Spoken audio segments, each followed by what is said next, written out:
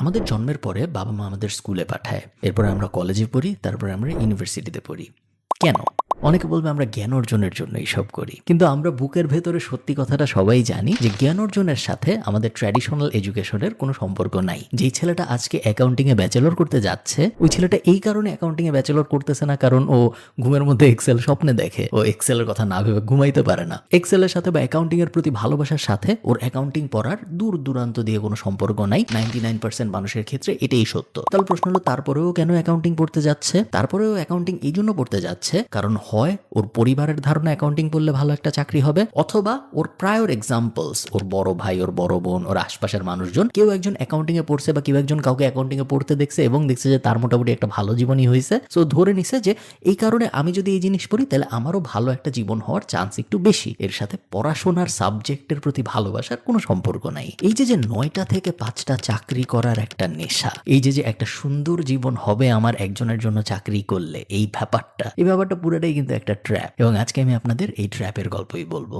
চলুন শুরু করা যাক। 1945 সাল, দ্বিতীয় বিশ্বযুদ্ধ মাত্র শেষ হয়েছে, জার্মানির পতন হয়েছে এবং মিত্রপক্ষের যেসব মানুষজন ছিল তারা আস্তে আস্তে যে যার দেশে ফেরত আসা শুরু করছে। পুরো দুনিয়া আস্তে আস্তে নর্মালের দিকে আগায় যাচ্ছে।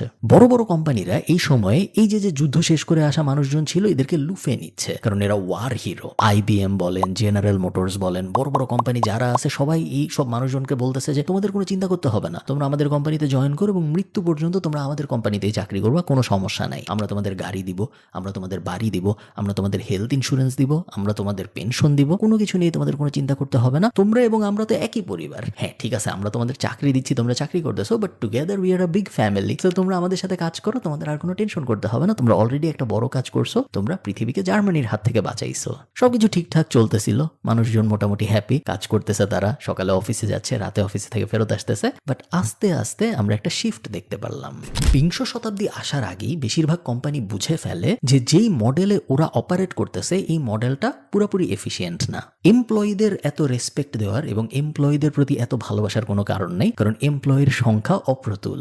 একটা এমপ্লয়ি গেলে আরেকটা এমপ্লয়ি পাওয়া কোনো ব্যাপার না, ঠিক যেভাবে একটা চেয়ার ভেঙে গেলে আরেকটা চেয়ার পাওয়া কোনো ব্যাপার না। এমপ্লয়ি আমাদের ব্যালেন্স শিটে একটা ডিসপোজেবল অ্যাসেট ছাড়া আর কিছুই না। এই রিয়েলাইজেশনটা যখন আসে আস্তে আস্তে কোম্পানিগুলার, তখন আস্তে আস্তে সবকিছু বদলায় যাওয়া শুরু করে। 1945-এর পরের 20 বছর, 1955 বলেন বা 1965 বলেন, কোনো একজনের চাকরি চলে যাওয়া একটা বিশাল ঘটনা ছিল। গ্রামের পর গ্রামে খবর চলে যাইতো যে দেখ ওই গ্রামের একজনের চাকরি চলে গেছে, কারণ তখন মানুষের চাকরি যাইতো না। কিন্তু মাত্র 20-25 বছরের মধ্যে চাকরি যাওয়া ব্যাপারটা হয়ে যায় পুরাই নর্মাল। কোম্পানিরা লে অফ করা শুরু করে, কোম্পানিরা আস্তে আস্তে পাবলিক মার্কেটে, স্টক মার্কেটে তাদের প্রেজেন্স বাড়ানো শুরু করে, এবং যতই কোম্পানি পাবলিক মার্কেটের দিকে যায়, যতই কোম্পানির বোর্ড অফ ডিরেক্টরস বাড়ে, যতই কোম্পানির ইনভেস্টর্স বাড়ে, ততই ওই কোম্পানির উপরে প্রফিটেবল হওয়ার প্রেশার বাড়ে। আরো প্রফিট করতে হবে, আরো প্রফিট করতে হবে, তারপরে আরো প্রফিট করতে হবে। এবং এই প্রফিট করার একটা গুরুত্বপূর্ণ পার্ট হলো এমপ্লয়ি ম্যানেজ করতে পারা, এবং এমপ্লয়ীদেরকে কত কমে কত বেশি আউটপুট নেওয়া যায় ওই ব্যাপারটা যে যত এফিসিয়েন্টলি করতে পারে সে তত ভালো প্রফিট অর্জন করতে পারে। শুরু হয় এমন একটা জিনিস যে ব্যাপারটাকে আপনারা সবাই এখন চিনেন, এটার অফিসিয়াল নাম হলো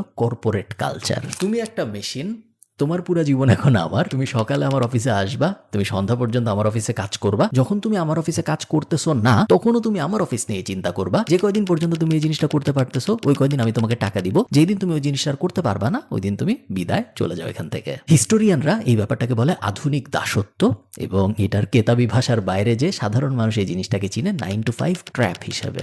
আচ্ছা, কি মনে হয় আপনার, আমাদের যে সকাল 9টায় অফিসে যেতে হবে এবং আমাদের যে বিকাল 5টা পর্যন্ত অফিস করতে হবে, এই ব্যাপারটা কে ঠিক করলো? এটা সকাল 8টার থেকে 3টা হইলো না কেন, বা 12টার থেকে 2টা হইলো না কেন? সকাল 9টায় যাই শুরু করতে হবে, বিকাল 5টায় যাই শেষ হবে। এই অফিসিয়াল ভাগটা আসলে কে করে দিছে যে আমাদের জীবনের 24 ঘন্টা দিনে তার 3 ভাগের 1 ভাগ আমার অফিসের পেছনে, অন্য আরেকজনের কোম্পানির পেছনে দিতে হবে? ইন্ডাস্ট্রিয়াল রেভলিউশনের আগ পর্যন্ত মানুষ নিজেরটা নিজে চিন্তা করতে পারতো। আমার ক্ষেত আছে, আমি আমার ক্ষেতে টমেটো ফলাই, সামার যদি আসে, গরম যদি পড়ে, আমি বেশি টমেটো ফলাই, আমি সারাদিনই কাজ করি। আবার শীতকাল যখন আসে দেখা যায় আমি কোনো কাজই করি না। আমি নিজে ডিসিশন নেই আমার ক্ষেতের জন্য আমি কতটুকু কাজ করবো। যারা খামারি ছিল তাদের জন্য সত্য, যারা ওই সময়ে অন্যান্য ব্যবসা বাণিজ্য করতো, চাল ফলাইতো, ডাল ফলাইতো, গরু বলতো, সবার জন্য এই কথা সত্য। তারা নিজেরা ডিসাইড করতে পারতো ডিপেন্ডিং অন সিচুয়েশন, প্রকৃতি ইত্যাদি ইত্যাদি, যে কখন তাদের একটু বেশি কাজ করতে হবে, কখন তাদের একটু কম কাজ করতে হবে। এমনও হয়েছে তারা দিনে 24 ঘন্টা কাজ করছে, আবার এমনও হয়েছে তারা দিনে 1 ঘন্টাও কাজ করে নাই। অন্য কেউ তাদের বলার মতো ছিল না না যে আজকে তোর কাজ করতেই হবে, সে নিজেই বুঝতো কখন তার কাজ করতে হবে। ইন্ডাস্ট্রিয়াল রেভলিউশনের পরে যখন ফ্যাক্টরি আসা শুরু হইলো তখন একটা নতুন লেয়ার অফ এমপ্লয়মেন্ট আসলো, ম্যানেজার্স। এখন আর আমরা নিজের কথা নিজে শুনে নিজের মতো করে কাজ করতে পারি না। এখন আমাদের একটা বস আছে, এখন আমাদের একটা ম্যানেজার আছে, সে আমাদের বলে দেয় কিভাবে কাজ করতে হবে। এই ম্যানেজার যে আমাদের থেকে খুব বেশি কিছু জানে তা না। এই ম্যানেজার এবং আমাদের মধ্যে মেইন ডিফারেন্সটাই হইল অ্যাক্সেসের ডিফারেন্স। ম্যানেজারের তার উপরে যারা আছে, বস টাইপ মানুষজন, সিইও টাইপ মানুষজন, কোম্পানির মালিক টাইপ মানুষজন, এদের সাথে ম্যানেজারের কোয়ালিশন ভালো, এবং ম্যানেজারের কথা যদি আমরা না শুনি তাহলে বসদের কাছে আমাদের ইমপ্রেশন খারাপ হবে এবং আমাদের চাকরি চলে যাবে। ম্যানেজার আমাদের থেকে বেশি স্কিল্ড এরকম না ব্যাপারটা, জাস্ট ম্যানেজারদের রাখাই হয়েছে কারণ এত বেশি মানুষকে একজন বস বা একজন সিইও ম্যানেজ করতে পারবে না, এই কারণেই ম্যানেজার রাখা হয়েছে যে ম্যানেজ করবে। এখন ম্যানেজার তো রাখা হইলো, কিন্তু হাজার বছর ধরে মানুষ নিজের মতো করে খেতে খামারে কাজ করছে, এদেরকে তো ডিসিপ্লিনে আনা কঠিন। অনেক স্মার্ট মানুষ মিলে চিন্তা করে বের করলো মানুষকে ডিসিপ্লিনে আনার জন্য ফার্স্ট এবং বেস্ট উপায় হলো তাদেরকে যদি ছোট্ট বেলার থেকেই এমন একটা সিস্টেমে ঢুকানো সম্ভব হয় যে সিস্টেমটা তাদের প্রপার ডিসিপ্লিন শেখাবে। আবিষ্কার হইল স্কুল সিস্টেমের। স্কুল সিস্টেম, ফ্যাক্টরি এবং ইন্ডাস্ট্রিয়াল রেভলিউশন পরবর্তী দুনিয়া, এই তিনটা মিলে এমন এক সিস্টেম ডেভেলপ করলো পৃথিবীতে যেখানে সবাই হয়ে গেল আধুনিক দাস। কেউ আর আগের মতো আরামের জীবন কাটায় না, সবাই অন্য আরেকজনের বিজনেস ইমপ্রুভ করার জন্য সারাদিন গাধার মতো খাটতেছে। এবং এই যে পুরা ব্যাপারটা, এই পুরো ব্যাপারটাকেই আমরা বলতেছি আধুনিক দাসত্ব। এবং এই আধুনিক দাসত্বর একটা বড় নিয়ামক হলো স্যালারি। এক সময় মানুষ যখন যুদ্ধে যাইতো তখন লবণ এত দামি ছিল যে মানুষজনকে টাকা দেওয়া হইতো না, লবণ দিয়ে তাদের বেতন দেওয়া হইতো। যে তুমি যুদ্ধে অনেক ভালো করছো, তুমি নাও 1 কেজি লবণ, তুমি অনেক তো ভালো করো নাই, তুমি নাও আধা কেজি লবণ। লবণের ল্যাটিন নাম হইল স্যালারিয়াম, এবং এই স্যালারিয়াম কথাটার থেকে স্যালারি কথাটা এসেছে বা বেতন কথাটা এসেছে। আপনি একটা জিনিস চিন্তা করেন তো, এবং এই জিনিসটা আমাদের পরিচিত অনেকের সাথেই হয়েছে। কংগ্রাচুলেশনস করিম, এই হলো তোমার অফার লেটার, তুমি কাজ শুরু করতেছো আগামী সপ্তাহে বা আগামী মাসে আমাদের সাথে। অফার লেটারের ভিতরে লেখা আছে তোমার কাজকর্মের টার্মস, তুমি পাবা মাসে 30,000 টাকা, তোমার ছুটি থাকবে সপ্তাহে 2 দিন, 2 ঈদে তুমি আরো একটু বড় ছুটি পাবা এবং 2 ঈদে হয়তো তুমি বোনাসও পাবা, এবং আমরা খুবই এক্সাইটেড তোমার সাথে কাজ করার জন্য, তুমি জয়েন করো আগামী সোমবার বা রবিবার থেকে আমাদের কোম্পানিতে। এই অফার লেটারটা আপনি যখন অ্যাকসেপ্ট করলেন তখন আপনার সাথে খুব ইন্টারেস্টিং কিছু ব্যাপার হওয়া শুরু হইলো। 30,000 টাকা আপনি বেতন পাচ্ছেন ধরে নিলাম আমি। শুরুর দিকে এন্ট্রি লেভেল জব 90% ক্ষেত্রে বাংলাদেশে 30,000 20,000 এরকম থেকেই শুরু হয়। তার মধ্যে বাসা ভাড়া চলে গেল, বাচ্চা কাচ্চার খরচ চলে গেল, ডাক্তার বিল চলে গেল, খাবার খরচ চলে গেল, ট্রান্সপোর্ট চলে গেল। 30,000 খুব আহামরি আপনার বেঁচে থাকবে এরকম না। আপনি দেখবেন মাস শেষ হইতে হইতে আপনার হাতে কিছুই নাই, এবং আপনার মনের মধ্যে ব্যাক অফ দ্য মাইন্ড চিন্তা চলবে পরের মাসটা যদি আরেকটু তাড়াতাড়ি আসতো ভালো হইতো, কারণ আমি আবার নতুন করে 30,000 টাকা পাইতাম, যে টাকা আমি খরচ করতে পারতাম। এবং আপনার মনের কোনায় আপনি এটাই ভাববেন যে এই 30,000 তো একদিন বেড়ে 60,000 হবে, আমি প্রমোশন পাবো, আমার কোম্পানির ভিতরে ইনক্রিমেন্ট হইতে থাকবে, একসময় 30 থেকে 40 হবে, 40 থেকে 45 হবে, তারপর একসময় যায় 60 হবে, একসময় যায় 1 লাখ হবে। যখন এটা বাড়বে তখন আমি আমার জীবনে অনেক আনন্দ করব। আপাতত একটু কষ্ট করে সার্ভাইভ করার চেষ্টা করি, কারণ এই সার্ভাইভ যদি আমি না করি তাহলে তো আমি পর্যন্ত যাইতেই পারবো না যখন আমি আনন্দ শুরু করতে পারবো, তাই না? আসলে তা হয় না, কারণ আমরা সব স্ট্যাটে দেখছি যে মানুষের ইনকাম যত বাড়ে মানুষের এক্সপেন্সও ওই সোশ্যাল সার্কেল মেনটেন করার জন্য একই আনুপাতিক হারে বাড়তে থাকে। আপনার বেতন বাড়ছে, এখন করিম সাহেবের 2 ছেলে ইংলিশ মিডিয়ামে পড়ে, আপনার তো অ্যাটলিস্ট 1 ছেলে ইংলিশ মিডিয়ামে পড়াইতে হবে, তাই না? আগামী সপ্তাহে পার্টি আছে জন্মদিনের, ওই যে পার্টিতে আপনি কি পরে যাবেন? কিছু একটা তো দিতে হবে গিফট হিসেবে। বাকিরা কি দেয় তার থেকে অনেক খারাপ কিছু তো আর দেওয়া সম্ভব না, তাই না? সবাইকে দেখতেছি আইফোন চালায় বা খুব ভালো একটা অ্যান্ড্রয়েড ফোন চালায়, আমি 5,000 টাকার একটা ফোন চালাচ্ছি এরকম একটা অফিসে, এটা তো যায় না আমার সাথে, তাই না? ঠিক আছে আমি 20টা শার্ট কিনলাম না, বাট আমি যাদের সাথে এখন চলতেছি তারা তো 15টা শার্ট কিনেছে, আমি অ্যাটলিস্ট 5টা তো কিনবো, তাই না?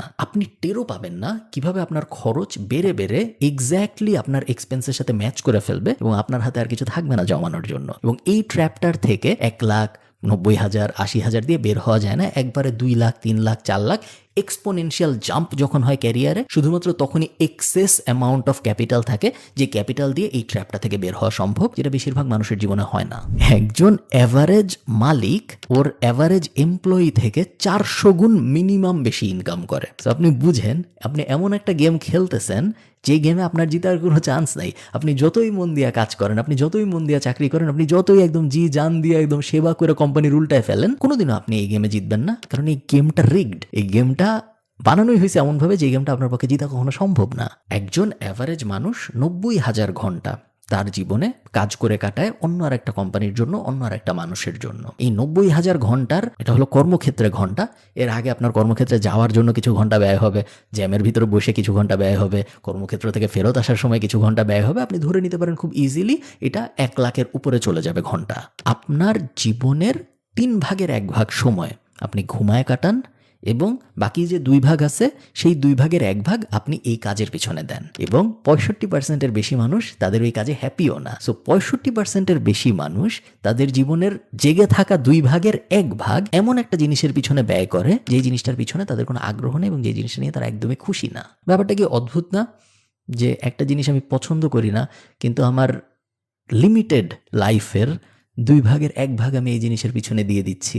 আমরা অনেকে হয়তো ভাবি যে না ঠিক আছে, আমি এখন এটা করতেছি কিন্তু সবসময় আমি এটা করব না, ইভেনচুয়ালি আমি যাই অন্য কিছু করব, ইভেনচুয়ালি আমি যাই নিজের কিছু করব। বাট এগুলো আসলে করা হয় না। তার কারণ শুধু আপনি 8 ঘন্টা দিচ্ছেন এমন না। 8 ঘন্টা তো আপনি দিচ্ছেন আপনার শ্রম, আপনার কর্মঘণ্টা, বাট আগে পরে উপরে নিচে প্রেশার ইত্যাদি মিলায় ওই 8 ঘন্টা আপনার কাছ থেকে 12 ঘন্টার প্রেশার নিয়ে নিচ্ছে। এবং ওই ফিজিক্যাল এফোর্ট, মেন্টাল এফোর্ট দেওয়ার পরে আপনার হাতে এনাফ ব্যান্ডউইথ থাকবে না যে ব্যান্ডউইথটা দিয়ে আপনি নিজের কিছু দাঁড় করানোর চেষ্টা করবেন। এটা হওয়া সম্ভব না বেশিরভাগ মানুষের ক্ষেত্রে। এই কারণে এটা হয়ও না। তারা নিজেরা রিয়ালাইজও করে না যে কখন কিছু না বুঝে 30 বছর তারা একটা চাকরির পিছনে দিয়ে ফেলছে। একটা বাজে চাকরি আপনার জীবন থেকে দিনে 8 ঘন্টা নেয় না। একটা বাজে চাকরি আপনার পুরো জীবনটা নিয়ে নেয়। এবং এই জিনিস যত তাড়াতাড়ি আপনি রিয়ালাইজ করতে পারেন তত তাড়াতাড়ি আপনার জন্য ভালো। আচ্ছা, বুঝলাম আমরা এত কঠিন একটা জীবন। এখন আমরা এই 9 to 5 এর ভয়ঙ্কর ট্র্যাপ থেকে বের হব কিভাবে? প্রথমেই আপনার যেটা করতে হবে, আপনার মাইন্ডে একটা পার্মানেন্ট শিফট দরকার। আপনি একজন এমপ্লয়ির মতো করে ভাবেন, আপনার ভাবতে হবে একজন এন্টারপ্রেনারের মতো করে। আমি 10 টাকা খরচ করছি, আমার 11 টাকা যত তাড়াতাড়ি সম্ভব পাইতে হবে। ওই মেন্টালিটি নিয়ে আপনি কখনোই এই র্যাট রেস থেকে বেরোইতে পারবেন না। কখনোই আপনি ফাইন্যান্সিয়াল ফ্রিডমে যাইতে পারবেন না। 9 to 5 সারা জীবন আটকায় থাকবেন। 1 নাম্বার কাজ হলো, কোনো কিছু করার আগে, কোনো একদম পাগলের মতো সাহসী পদক্ষেপ নেওয়ার আগে মিনিমাম 2 বছরের সেফটি নেট বানানো। ইন্টারন্যাশনালি বলে 3 মাস বা 6 মাস, বাংলাদেশের ক্ষেত্রে আমি বলি 2 বছর, কারণ বাংলাদেশ এবং ইন্টারন্যাশনাল স্ট্যান্ডার্ড সেম না। সেফটি নেট বানানো মানে কি? প্রত্যেক মাসে চলতে আমার যত টাকা লাগে সেইটা গুণ 24। যে টাকাটা আসলো এই টাকাটা আমার ক্রেডিট অ্যাকাউন্ট, চেকিং অ্যাকাউন্টে নর্মালি থাকতে হবে। আমার ব্যাংকে একটা জায়গায় এই টাকাটা থাকতে হবে যেটা আমি ধরবো না। এবং এই টাকাটা আমি ব্যবহার করব যখন আমার কিছু করার থাকবে না, যাতে করে কিছু করার না থাকলেও আমি 2 বছরের একটা রানওয়ে পাই, যে 2 বছর আমার অন্য কারো কাছে হাত পাততে হবে না। এই জিনিসটা যখন আপনি করলেন তখন আপনার ব্যাকবোন একটু শক্ত হইলো এবং আপনার হাতে 2 বছরের সময় আসলো। আমরা কিন্তু চাকরি ছেড়ে দেওয়ার কথা বলি নেই এখনো। আমরা চাকরি দাও করতেই থাকবো এবং তার পাশাপাশি আমরা এই 2 বছরের সেফটি নেটটা বানাবো। এই 2টা জিনিস যখন আমার হবে তখন আমার মেরুদণ্ড শক্ত হবে এবং তখন আমি 3টা কাজ করা শুরু করব। আস্তে আস্তে আমি আমার সময় ট্রেড করা থেকে বের হয়ে আসবো। আমার সময় দিব 8 ঘন্টা, বদলে তুমি আমাকে টাকা দিবা, ওই টাইপ লেনাদেনার মধ্যে আপনি থাকবেন না। ওই টাইপ লেনাদেনা নিয়ে কিছুই হওয়া সম্ভব না। সেকেন্ড, আমরা কারো পারমিশনের জন্য ওয়েট করব না। হ্যাঁ, আমার ওই বন্ধু বলছে ও বাইর হবে ওই চাকরির থেকে, আমরা 2 জন মিলে তারপরে কিছু একটা শুরু করব। হ্যাঁ, আমাকে অমুক বলছে যে আচ্ছা একটু ওয়েট করো, আমি একটু ক্যানাডার থেকে আসি, আমরা একসাথে। আমরা কারো পারমিশন বা কারো অনুমতির জন্য অপেক্ষা করব না। আমরা নিজেই করবো যা করার জন্য। কে কি বলছে না বলছে, করছে না করছে, তাতে আমাদের কিছু যায় আসে না। থার্ড, আমরা লজিক্যাল রিস্ক নিব। লজিক্যাল রিস্ক কি জিনিস? লজিক্যাল রিস্ক হলো এমন রিস্ক যেই রিস্কে আপনি যদি হেরে যান আপনার সব ধ্বংস হয়ে যাবে না। সো আমরা চাকরি ছেড়ে দিব না। চাকরি ছেড়ে দিয়ে একটা ফেসবুক পেজ খুলে আমরা টাঙ্গাইলের শাড়ি বিক্রি করা শুরু করবো না। ওইটা একটা বোকার মতো কাজ। আমরা লজিক্যাল রিস্ক নিব। আমরা কোম্পানির থেকে 1 মাসের একটা আনপেইড লিভ নেওয়ার চেষ্টা করব। আমরা কোম্পানিতে চাকরি করব ঠিক আছে, বাট একই সাথে আমরা কম ঘুমায় পাশাপাশি কিছু দাঁড় করানো যায় নাকি চেষ্টা করব। একটা রিস্ক হইতে পারে আমরা আমাদের সোশ্যাল সার্কেল একদম ছোট করে নিয়ে আসবো এবং সবাইকে বলবো ভাই আগামী 1 বছর আমার সাথে যোগাযোগ করবি না কেউ। আগামী 1 বছর আমি নিজের একটা কিছু দাঁড় করানোর চেষ্টা করব। হইলে দেখা হবে 1 বছর পরে, না হইলেও দেখা হবে 1 বছর পরে, বাট এই 1 বছর আমাকে আপনারা জ্বালাবেন না। ছোট ছোট রিস্ক নিব আমরা, লজিক্যাল রিস্ক নিব আমরা, এবং এই ছোট ছোট রিস্কগুলোর ছোট ছোট উইন মিলে মিলে একটা বড় কিছু হবে। প্ল্যান করে কখনোই আপনি এই যুদ্ধে জিতবেন না। প্ল্যান করে কখনোই জিতা যায় না যদি না অ্যাকশন নেওয়া হয়। প্রশ্ন হইল এই অ্যাকশন আপনি আদৌ নিবেন নাকি আগামী 30 বছর প্রত্যেক দিন 8 ঘন্টা মিনিমাম, কখনো কখনো 9 ঘন্টা, জ্যামে পড়লে 12 ঘন্টা আপনি এমন একটা কোম্পানির জন্য কাজ করতে থাকবেন যে কোম্পানির সাথে আপনার কোনো লেনাদেনা নাই। আপনার জন্মের আগেও ওই কোম্পানি ছিল, আপনার মৃত্যুর পরেও ওই কোম্পানি থাকবে। আপনি বেঁচে আছেন না মরে গেছেন তার সাথে ওই কোম্পানির কিছু যায় আসে না। ওই জীবন কি আপনি চান? আমার মনে হয় আপনি চান না, বাট আপনি একটু ভেবে দেখেন দাদা।